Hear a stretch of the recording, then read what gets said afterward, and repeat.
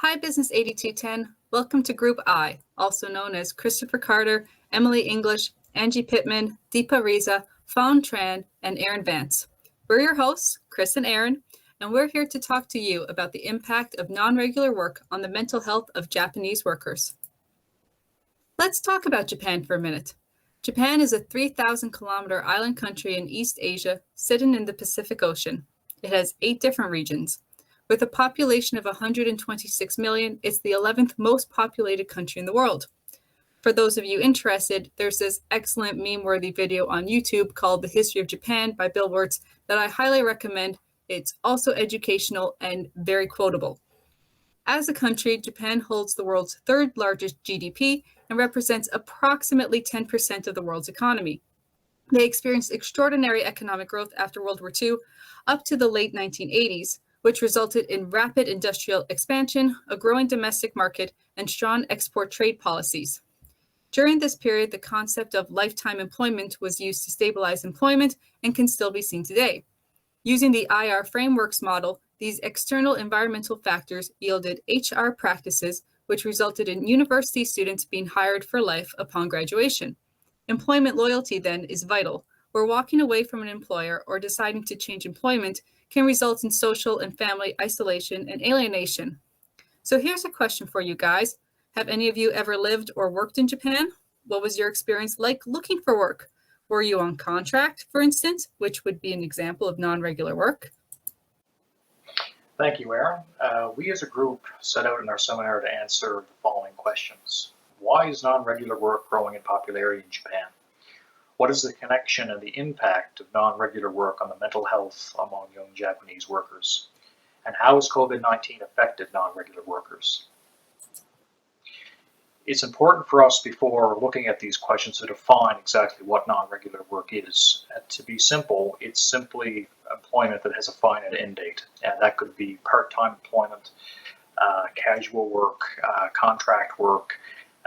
Job security is not something that many people working in a non-regular role would have. They also aren't able to avail of some of the benefits that their counterparts working in regular or type work would be able to obtain, such as employment insurance, company-sponsored pension plans, and group health insurance offered through employers. As you can see on this graph, there's been a gradual but steady increase in the rates of non-regular work in Japan, with females disproportionately representing the majority of people in these roles. Why do you think that is? And furthermore, what do you think this has to say about labor in Japan? Well, those are some questions, isn't it? So for our research, we looked at a number of sources to understand the situation happening on another island across the world. As you can imagine, mental health, non-regular work, and COVID-19 are fairly hot economic topics today. So for instance, the Japan Times in 2021 wrote about how non-regular work has increased due to both a rise in population and an increase in female employees, something that was reported earlier by Japan and the world economy in 2018. That article attributed the creation of part-time and non-regular work to the increase in female labor and also discussed the benefits of non-regular work.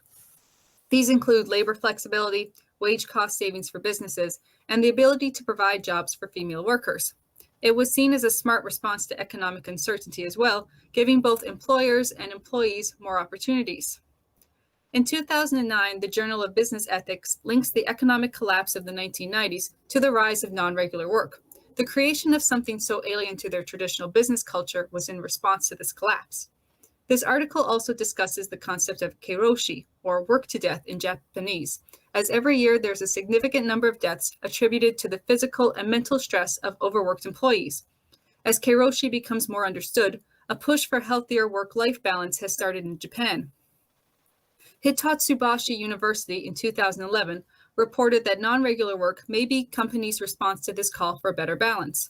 Non-regular work allows for more flexible hours for both owners and workers and gives more opportunities to those who may not otherwise be able to work, i.e. women and elderly. While the article does admit that non-regular work does lower costs for businesses, it claims that that's not the main reason behind its creation. Finally, in 2020, CNN reports that suicide rates in Japan, especially among women, are on the rise. It notes that mental health illness has taken more lives in Japan than COVID-19. This is echoed in another article from the Japan Times in 2021, which states that 15% more women committed suicide in 2020 than in 2019, and doctors at Keio University argue that these suicide figures are directly related to economic conditions experienced by women. So, all that being said, here are some thoughts for you guys. How does non-regular work conflict with the traditional Japanese working culture? How might someone with a political economy too view consider the rise of non-regular work? How might someone with a human resource view consider the situation? Thanks again, Erin.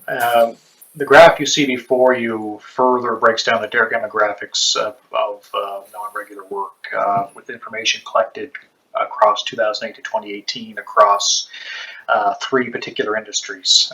Primary industries were jobs involved with agriculture, forestry, and fishery. Secondary industry was comprised of mining, construction, manufacturing jobs, and tertiary industry includes all other jobs, including government services and unclassifiable industries. As you can see from this graph, male workers, over 50% of male workers in all industries are working in regular work jobs. The highest being 77% in secondary industry, and the lowest being 56.1% in primary. However, females, as you can see from the graph here, in almost all industries, less than 50% are working in regular type roles, with primary industries ranking at 42.1%, secondary a little bit better at 52.3%, and finally tertiary at 43.6%. This is just a little bit of a fun tidbit, but the concept of employees working part-time, I guess they're the word that's used to describe them in Japanese, arubato, which is the word that they use.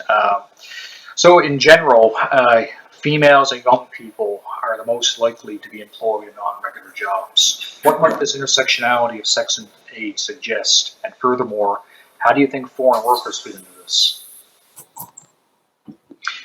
And as Erin alluded to before, the impact of non-regular work on the mental health of Japanese workers cannot really be overstated. Non-regular workers' health status in general is worse than those of regular workers due to the juggling of work and life balance. The nature of work prevented them from building networks and teams in the workplace, and it leaves them isolated and without a social life. This is particularly important from a cultural standpoint. Japan, as opposed to North American society, places value on collectivist values. They work together, they live together. It's very traditional collectivist values. In fact, in many cases, people working long hours in regular work would go out afterwards for drinks where they dropped their work persona and actually vent at the workplace where it was seen as socially acceptable to do that. People working non-regular jobs don't have that. They, that sense of community within an organization, and the concept of lifetime employment isn't there. So they not only miss out on that from a cultural standpoint, but also the coping mechanism that's afforded them through being able to debrief with their colleagues after a long day in the office. And of course, COVID-19 increased the unemployment rate considerably, obviously worldwide, but in Japan as well. And for a society that values, their corporate structure and the values placed in terms of hard work and dedication, that was a blow for many people. And finally, before, as I alluded to, the two dominant categories of individuals who are mostly impacted are females and unemployed young males. And putting all this together, rates of anxiety, depression, and loneliness are rising and need attention. And I also need to indicate that, as opposed to North America, where taboos around speaking about mental health have gradually been lifted, that necessarily isn't the case in Japan. Mental health is still a subject that isn't talked about freely, and it's not easy for somebody to go and ask for help and admit that they have a problem that prevents them from participating in the workplace. Thank you, Chris. So that's a lot of information about some negatives about non-regular work, but what about some positives? After all, there has to be some good out of it or it wouldn't be happening, right? So first of all, non-regular work gives opportunities of employment for females, elderly, and young workers. As mentioned before, these are the majority of non-regular workers, especially the younger crowd, like under 35. And although there are risks with uncertain employment, without non-regular work, they most likely wouldn't have work at all. Something that might appeal to a person with a political economy one view. Better to supply some jobs for them than none. Secondly, flexible schedules can benefit both businesses and employees. A change from the traditional working hours, which in Japan, some of these people work for like crazy hours because you work until the job is done. So a change from that can allow for more employees to be hired, lets workers have a life outside of work, and gives everyone some much needed breathing room. Thirdly, this flexibility also allows for healthier work-life balance, something that traditional Japanese culture doesn't prioritize. With the push against keiroshi, changes had to be made to make things more sustainable for employees. Overall, balance between work and life is better for the overall health of employees. And finally, for businesses, non-regular work is cheaper when one considers labor costs. Labor is usually a business's highest cost, and if this is cheaper, they can use this money in other areas. Someone with a neoclassical view might argue that this benefits the overall economy. In saying that, the Japanese government has been attempting to create policies to minimize the wage gap between non-regular work and regular work, which should go into effect this year. Admittedly, some companies have tried in the past to find loopholes in these policies, but we can all appreciate the intention behind them, this idea of trying to minimize the wage gap and create more equality among all of the workers. Thank you, Erin. So in conclusion, non-regular work has increased in the last 2 decades due to the economic collapse in the 1990s and the push for more females allowed in the workplace. Is it at odds with the traditional Japanese working culture, but growing in popularity? And why? Non-regular work mostly filled by females and the younger generation of employees. Is this simply a Japanese thing, or is it a global phenomenon? It allows for more flexible schedules and more workers hired. And finally, as much as the same for much of the world, uncertainty about employment has led to health difficulties which have been made difficult or more difficult by COVID-19. And with that, we wanted to leave you with a few final questions to consider and ponder. Is non-regular work negatively affecting the Japanese economy, positively affecting it, or is it a net sum? How might different ideologies view the situation? And interestingly, Japan has just sworn to introduce a Minister of Loneliness. Should other cultures follow suit? So with that, we want to say thank you. This slide is just a thank you slide. We are looking forward to the discussion on the forums. We hope to hear from you all. Ideally, we'd like to see some people who might have worked or lived in Japan, what their experiences are like. I'm speaking for myself. I've never been to Japan. I've only read about it, so I am looking forward to that.